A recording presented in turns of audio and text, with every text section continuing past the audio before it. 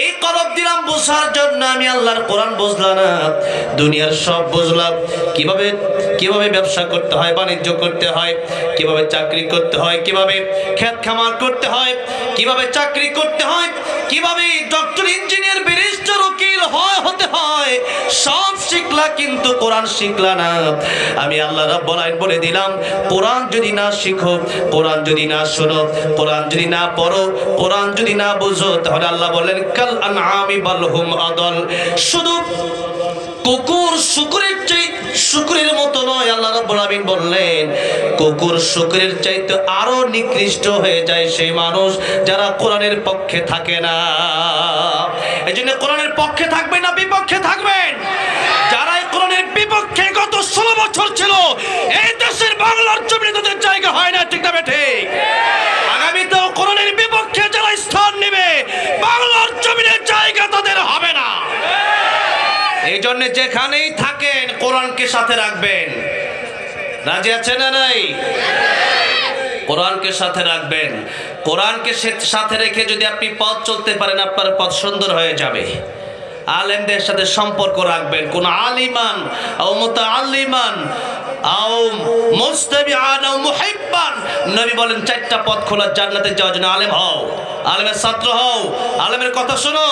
তাও যদি না পড়ো, আলেমকে মুহাব্বত করো। লা তাকুনু খামিসাল ফাতাহলিক, আলেমকে ঘৃণা করবা, খাসিরাত দুনিয়া ওয়াল আখিরা, দুনিয়াও ধ্বংস হবে, আখিরাতও ধ্বংস হবে, ঠিক না ঠিক? এই জন্য দেশের মাঝে কিছু উই পোকা আছে। কি পোকা? সম্পর্ক নষ্ট করতে চায়। সম্পর্ক নষ্ট করবেন না, সম্পর্ক নষ্টের দিকে যাবেন না। আমরা ঐক্য চাই। আমরা ঐক্য নষ্ট করতে চাই না। আমরা কি চাই? ঐক্য চাই। এই দেশের ভিতরে যদি আমরা ঐক্যবদ্ধ হয়ে থাকতে পারি, কারো বাবার ক্ষমতা আছে দেশ থেকে 1 ইঞ্চি মাটি নেওয়া? ইন্ডিয়ার ক্ষমতা আছে? ইন্ডিয়া তো এত বড় দেশ, কিন্তু এরা গোবর মুদ খায় বড় হয়। এরা আবার কি বলবে, বুঝেন নাই? আমাদের দেশে আমরা শাক সবজি, গরুর দুধ খেয়ে বড় হয়েছি। আরো তো গরুর পেশাবি খাওয়ায় জন্মের পরে, আর গরুর গোবর খাওয়ায় কেক হিসাবে। এদের আবার শক্তি আছে নাকি গায়ে? এদের এই শক্তি থাকলে ওই কামান বুলেট আর রকেটের শক্তি যেমন আছে, আমাদের আছে ইমানের শক্তি, আমাদের আছে আল্লাহু আকবারের শক্তি। সুতরাং আল্লাহু আকবারের সামনে পৃথিবীর কোনো বুলেট, কামান, রকেট স্থান পাবে না।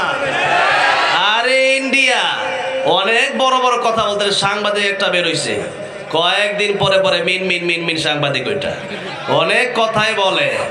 হ্যাঁ, পায়ের তলে এখন পেঁয়াজ পোস্ট আছে, আলু পোস্ট আছে, আমরা খামো না, তোরা বেশ এবার কার কাছে বীজ না খায়া মরতাছ। এখন যত দেশ আছে, নেপালে গেছিলাম, যাওয়ার পরে শুনলাম এদের শত্রু নেপাল, পাকিস্তান তাদের শত্রু, বাংলাদেশ তাদের শত্রু, চীন তাদের শত্রু, তাদের আসলে শ্রীলঙ্কা, ভুটান সব শত্রু বানায় রাখছে, শত্রু ঘিরা রাখছে। আমার বড় বড় কথা বলে, সবাই মিলে শুধু ওই বোমার, রকেট আর কামান লাগবে না, শুধু লাঠি নিয়ে বের হলে তারা বঙ্গোপসাগরের মতো তাদের ইন্ডিয়ার যে সাগর আছে সেই সাগরে পালাতে বাধ্য হবে।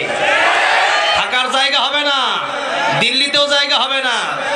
এজন্য কথা যারা বলে এই সমস্ত দেশ আমাদের বন্ধু, তো দেশের বিরুদ্ধেও বলি না। এই দেশে যে সমস্ত লম্পটগুলো আছে, ওই লম্পটগুলো আমাদের শত্রু।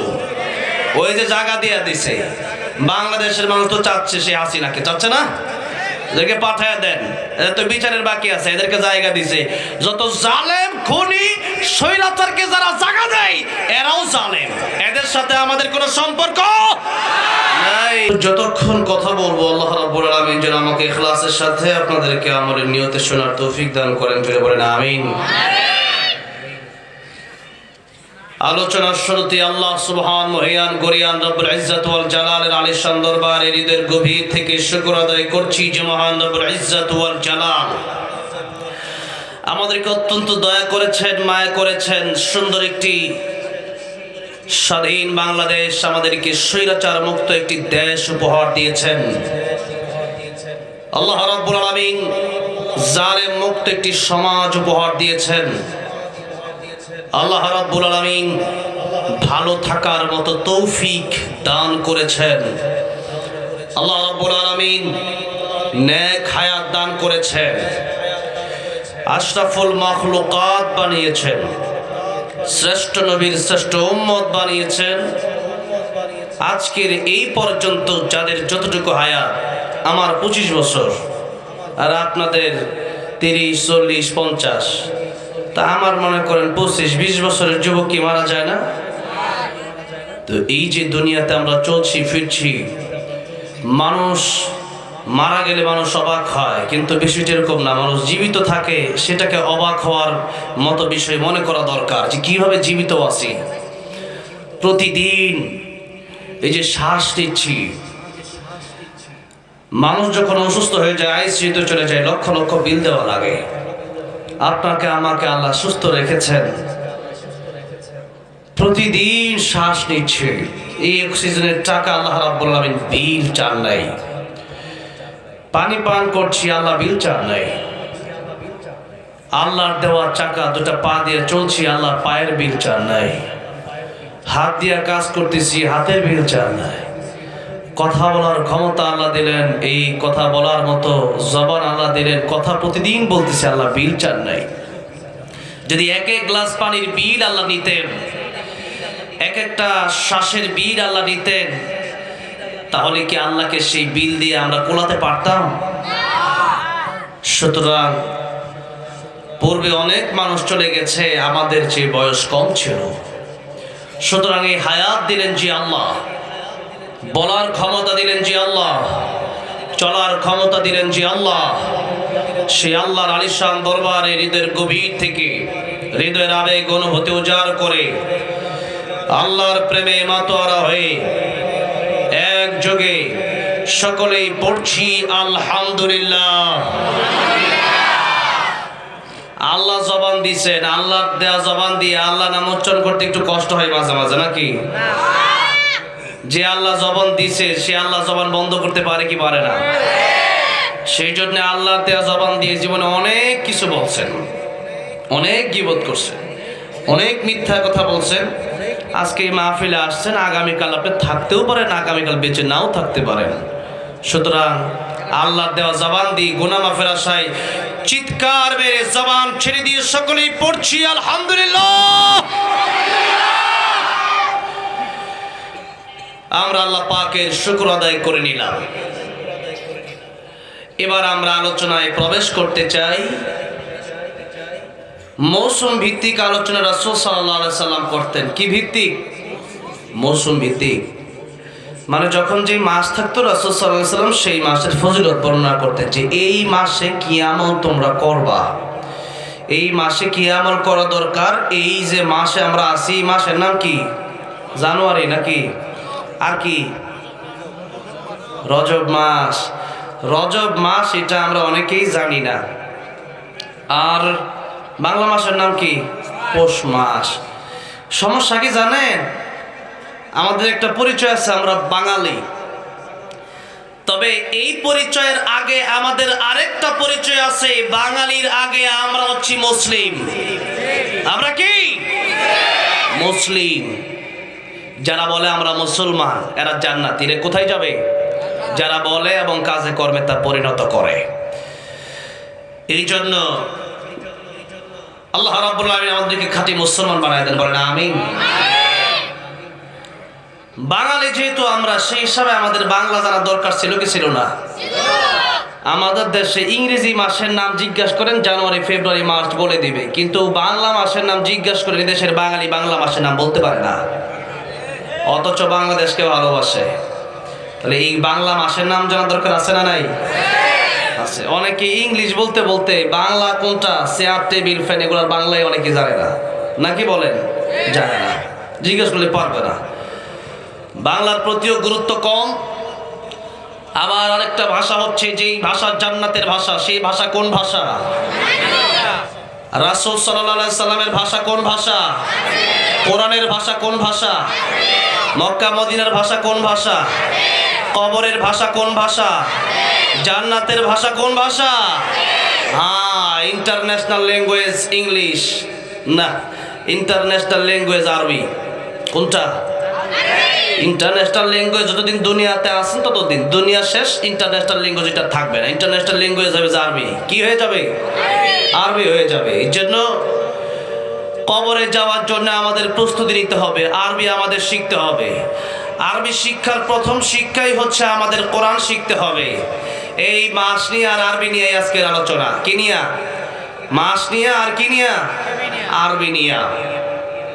আপনাদের কষ্ট হলে আমারে বলবেন, আমিও আস্তে করে গ্যারেতে একটু ঘুমাই পড়বো আর কি। অনেকদিন ধরে এই এলাকাত মাহফিল করি না, আজকে একটু ঘুমাইতে পারবো। সাধারণত মাহফিল থেকে জয়পুরহাট, খাগড়াছড়ি, নীলফামারী, লালমনিরহাট, কথাটা বলছে চট্টগ্রাম। তো এখন আজকে যেহেতু অনেকদিন পরে গাজীপুর মাহফিল, আজকে আগে ভাগে যদি আপনাদের ঘুমে ধরে তাহলে আমার সুবিধা আর কি, আমি তাড়াতাড়ি গিয়ে ঘুমাই পড়তে পারবো। তো যাই হোক, ঘুমে টুমে ধরলে একটু আমারে বলবেন, ঠিক আছে তো? আচ্ছা, তো যাই হোক, আমাদের আরবিটাকে প্রচন্ড গুরুত্ব দিতে হবে। কবরে যাওয়ার সাথে সাথে প্রশ্ন করা হবে। রাসূল সাল্লাল্লাহু আলাইহি ওয়াসাল্লাম বলেছেন, মানুষ 40 কদম যেতে যতক্ষণ সময়, এর মধ্যেই দুইজন ফেরেশতা চলে আসবে, এসে জিজ্ঞেস করে, মান রাব্বুকা ওয়া মা দীনুকা ওয়া মান হাদার রাজুল আল্লাযী বুইসা ফীকুম। রবের পরিচয় দাও, ধর্মের পরিচয় দাও। আর রাসূল সাল্লাল্লাহু আলাইহি ওয়াসাল্লামকে দেখায় জিজ্ঞেস করা হবে, চিনো কিনা দেখো। তখন এই প্রশ্নের উত্তর যদি আপনি দিতে পারেন, ওই প্রশ্নের উত্তর তো আপনাকে আরবি দিয়েই দেওয়া লাগবে। তবে আরবি শিখলেই যে এখানে আপনাকে আরবি তাফসির শেখার কথা আমি বলছি না। আরবি তাফসির তো উলামায়ে কেরামরা শিখবে, তবে মিনিমাম কোরআন শরীফ সহি শুদ্ধ করে প্রথমত আপনার শেখার দরকার আছে না নাই? এটাই হচ্ছে আজকের প্রথম মেসেজ। আমরা কোরআন শিখবো। কি শিখবো? কোরআন শিখবো। আমাদের দেশের মানুষ কোরআন শরীফ পারে না। কোরআন শরীফ আপনি পারেন না, নামাজ হয়? বা নামাজ হয়?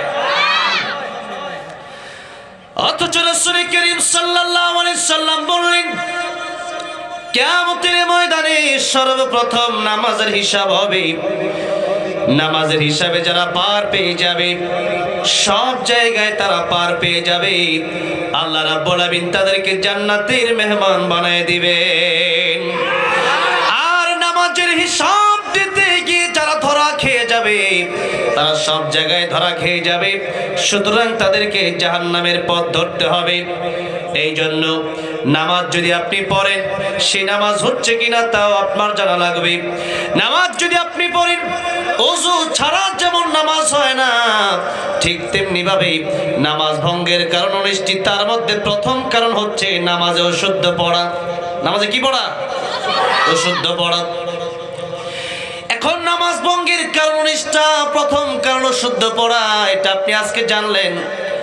এখন থেকেও যদি আপনি কোরআন না শিখেন, কিয়ামতের ময়দানে আল্লাহ যদি জিজ্ঞাসা করে, নামাজ পড়েছো? হ্যাঁ নামাজ পড়েছি। নামাজ তো হয় নাই। কেন নামাজ হয় নাই? কারণ কোরআন শরীফ আপনি শুদ্ধ করে শিখতে পারেন নাই। আর কোরআন শরীফ যারা শুদ্ধ করে তিলাওয়াত করে, কোরআন তাদেরকে লানত দেয়। কি দেয়? আমি টাঙ্গাইল এলাকা পাম দিয়ে কি নামাজ পড়তে যাচ্ছি, সিরাজগঞ্জের প্রোগ্রাম, তো দাঁড়ায় গেলাম নামাজে দাঁড়ায় যাওয়ার পরে সেখানে আমি যার পিছনে নামাজ দাঁড়ালাম, উনি পড়তেছে কুল হুয়াল্লাহু আহাদ। হবে কি? আহাদ। বাংলায় কোরআন শরীফ পড়া যাবে না, বাংলায় কোরআন শরীফ পড়া জায়েজ নাই। আপনি হক্কানি আলেমদের কাছে এগুলো জিজ্ঞেস করে দেখে নেবেন। বাংলায় কোরআন শরীফ পড়লে আপনি আলহামদুলিল্লাহ রাব্বিল আলামিন পড়বেন কেমনে? সেখানে পড়তে হবে আলহামদুলিল্লাহ রাব্বিল আলামিন, অর্থ চেঞ্জ হয়ে যাবে।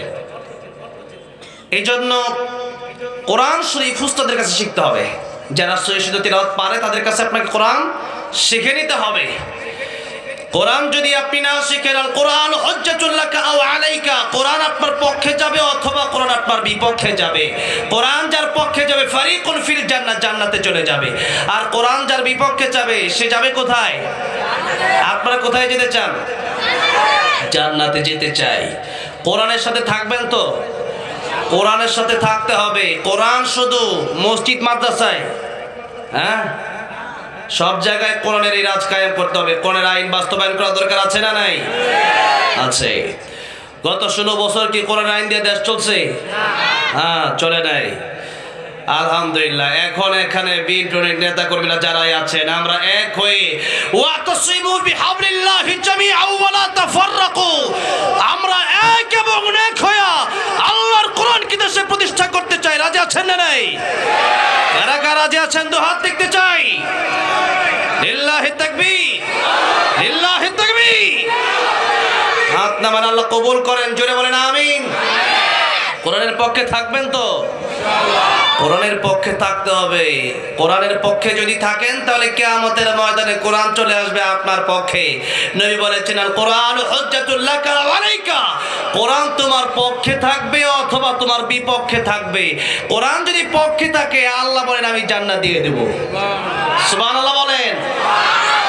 কোরআন শরীফ এসেছে এই পৃথিবীর মানুষকে জাহান্নাম থেকে জান্নাতে নিয়ে যাওয়ার জন্য। আর কোরআন শরীফ যারা শিখবে এরাই প্রকৃত মানুষ। এরা কি প্রকৃত মানুষ? আল্লাহ বলছেন আর রহমানু আল্লামাল কুরআন খালাকাল ইনসান।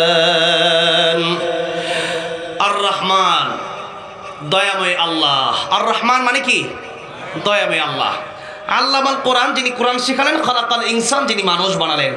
আচ্ছা, আল্লাহ যে বললেন আগে কোরআন শিক্ষার কথা আগে বললেন, তারপরে বলেন আমি আল্লাহ মানুষ বানালাম, তার মানে এখান থেকে স্পষ্ট আপনাকে বুঝে নিতে হবে আল্লাহ প্রথমেই বলছেন আর রহমান মানে আমি আল্লাহ তোমাদের উপর দয়া করেছি, আমি দয়াময় আল্লাহ, আমি করুণার আধার। আল্লাহ দয়া মায়া ছাড়া এক মিনিট আমরা চলতে পারবো? আল্লাহ এত দয়া করেছেন বিদায় কোরআন শরীফের এই সূরা রহমানে আল্লাহ রাব্বুল আলামিন বেশি বেশি কোন আয়াতটা বর্ণনা করেছেন? বলেছেন কোন আয়াত? হ্যাঁ, ফাবিআই আলাই রাব্বিকুমা তুকাযযিবান। আল্লাহ বলছেন আমার কোন কোন নিয়ামতকে তোমরা অস্বীকার করবা? আছে অস্বীকার করার কোন নিয়ামত আছে? ওয়াইন তাউদ্দু নিয়ামাতাল্লাহি লা তুহসুহা। তোমরা আমার নিয়ামত গণনা করতে করতে করতে করতে জীবন পার হয়ে যাবে, আমার নিয়ামত তোমরা গণনা করতে শেষ করতে পারবে না। আল্লাহু আকবার। তাই আল্লাহ বলছেন লাইন শাকারতুম লাযীদান্নাকুম ওয়া লাইন কাফারতুম ইন্না আযাবী লাশাদীদ। আমার নিয়ামতের শুকর আদায় করো, আমি আল্লাহ তোমাদের নিয়ামত আরো বাড়িয়ে দেব। আর আমার নিয়ামতের শুকর যদি তোমরা আদায় না করো আমার আযাব বড় কঠিন। আল্লাহ অন্য আয়াতের ভিতরে বললেন লাহুম কুলুবুল লা ইয়াফকাহুনা বিহা ওয়া লাহুম আ'য়ুনুল লা ইউবসিরুনা বিহা ওয়া লাহুম আযানুল লা ইয়াসমাউনা বিহা উলাইকা কাল আনআমি বাল হুম আদাল উলাইকা হুমুল গাফিলুন। আল্লাহ বলছেন কলব দিলাম, এই কলব দিলাম বোঝার জন্য, আমি আল্লাহর কোরআন বুঝলাম না, দুনিয়ার সব বুঝলাম। কিভাবে কিভাবে ব্যবসা করতে হয়, বাণিজ্য করতে হয়, কিভাবে চাকরি করতে হয়, কিভাবে খেত খামার করতে হয়, কিভাবে চাকরি করতে হয়, কিভাবে ডক্টর ইঞ্জিনিয়ার ব্যারিস্টার উকিল হতে হয়, সব শিখলা কিন্তু কোরআন শিখলা না।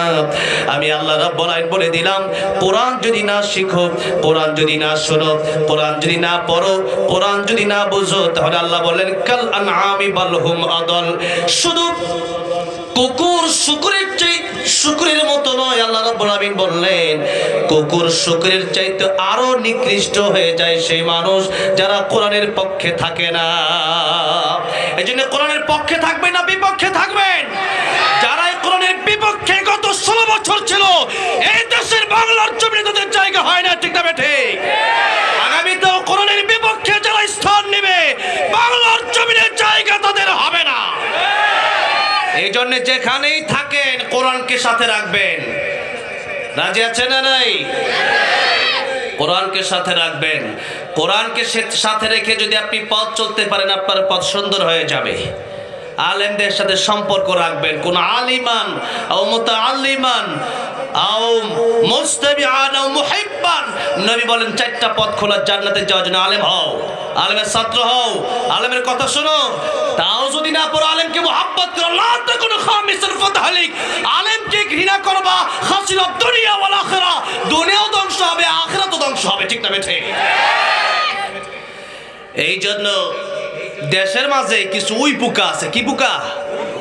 সম্পর্ক নষ্ট করতে চায়। সম্পর্ক নষ্ট করবেন না, সম্পর্ক নষ্টের দিকে যাবেন না। আমরা ঐক্য চাই। আমরা ঐক্য নষ্ট করতে চাই না। আমরা কি চাই? ঐক্য চাই। এই দেশের ভিতরে যদি আমরা ঐক্যবদ্ধ হয়ে থাকতে পারি, কারো বাবার ক্ষমতা আছে দেশ থেকে 1 ইঞ্চি মাটি নেওয়ার? ইন্ডিয়ার ক্ষমতা আছে? ইন্ডিয়া তো এত বড় দেশ, কিন্তু এরা গোবর মুদ খায় বড় হয়। এরা আবার কি বলবে, বুঝেন নাই? আমাদের দেশে আমরা শাক সবজি গরুর দুধ খেয়ে বড় হয়েছি, আরো তো গরুর পেশাবি খাওয়ায় জন্মের পরে, আর গরুর গোবর খাওয়ায় কেক হিসাবে। এদের আবার শক্তি আছে নাকি গায়ে? এদের এই শক্তি থাকলে ওই কামান বুলেট আর রকেটের শক্তি যেমন আছে, আমাদের আছে ইমানের শক্তি, আমাদের আছে আল্লাহু আকবারের শক্তি। সুতরাং আল্লাহু আকবারের সামনে পৃথিবীর কোনো বুলেট কামান রকেট স্থান পাবে না। আরে ইন্ডিয়া অনেক বড় বড় কথা বলতে, সাংবাদিক একটা বের হইছে কয়েকদিন পরে পরে মিন মিন মিন মিন সাংবাদিক, ওইটা অনেক কথাই বলে।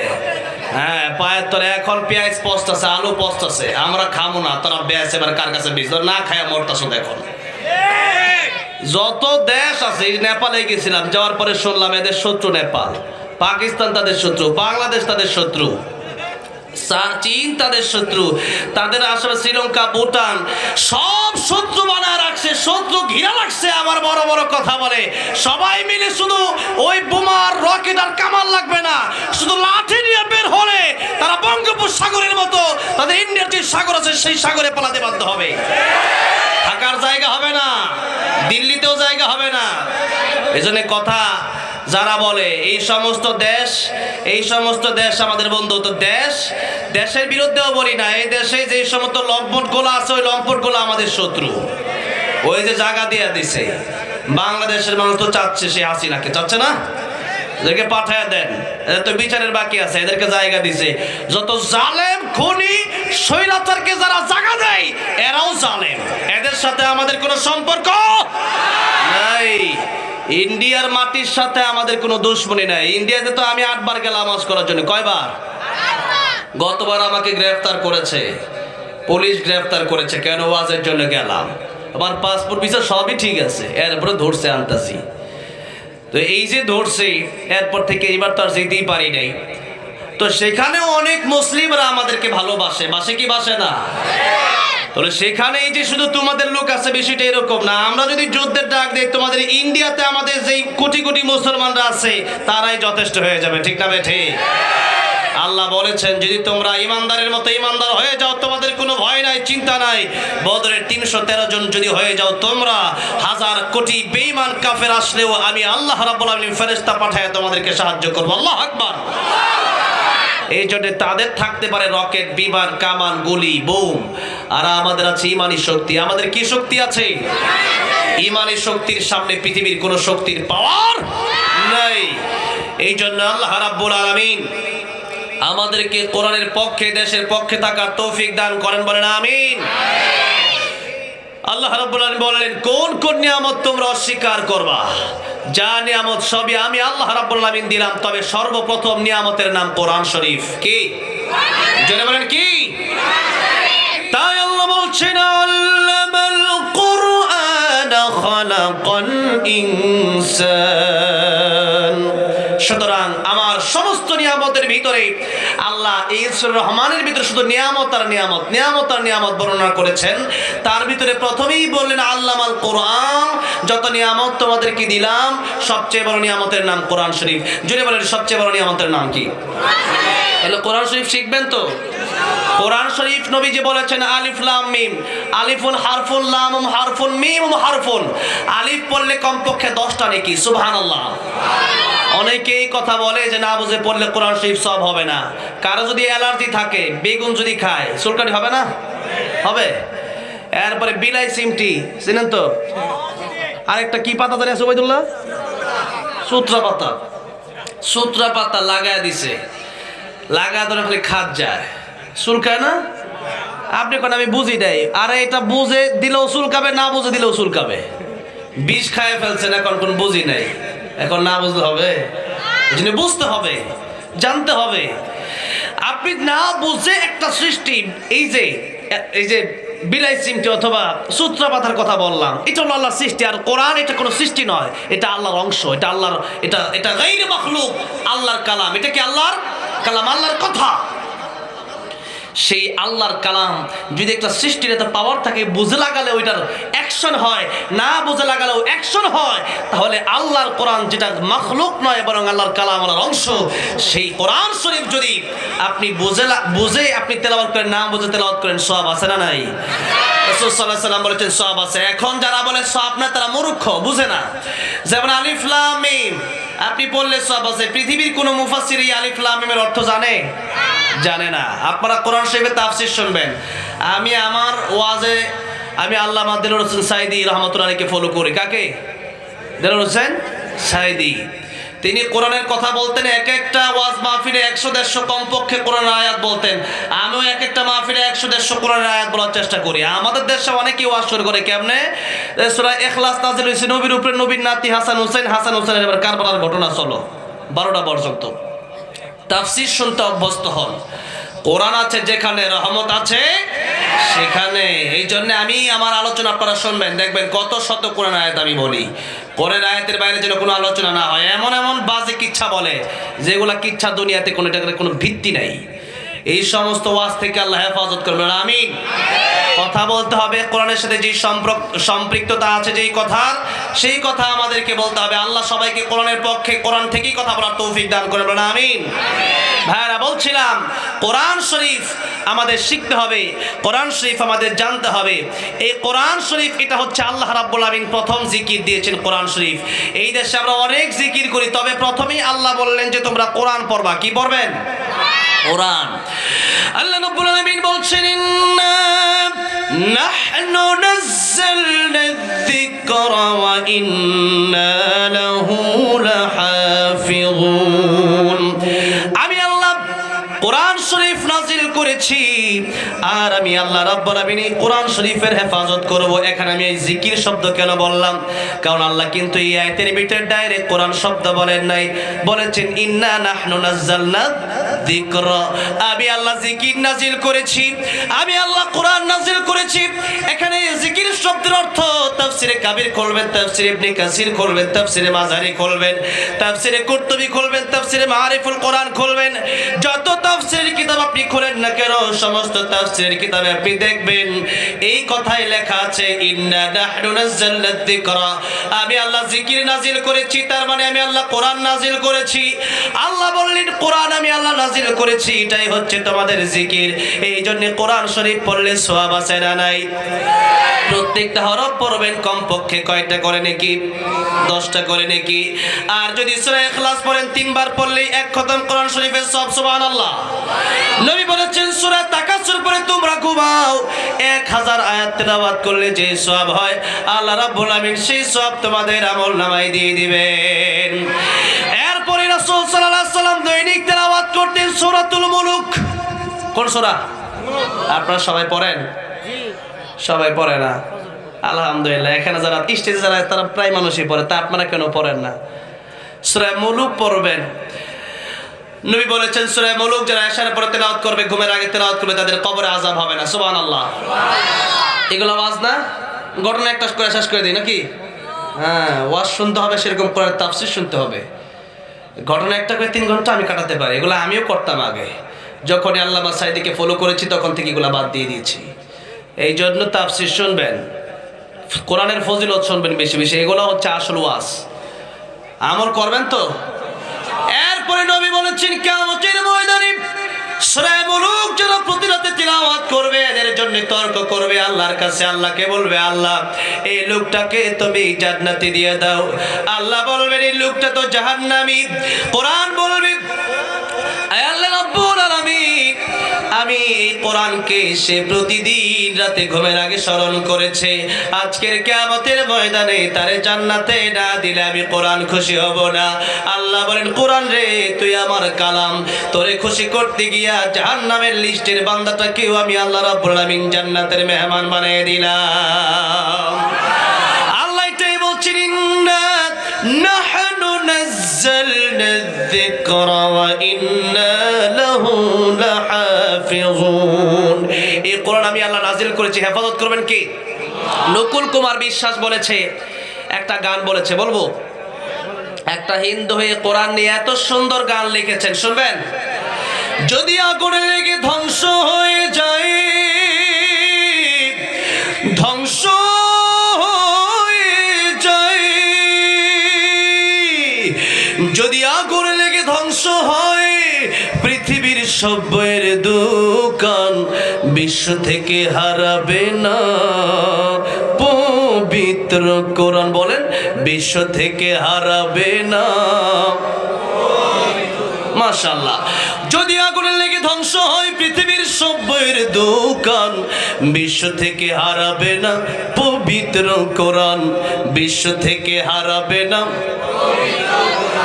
করবে কেমন করে কোরআন ধ্বংস আগুনের তেজে, করবে কেমন করে কোরআন ধ্বংস আগুনের তেজে।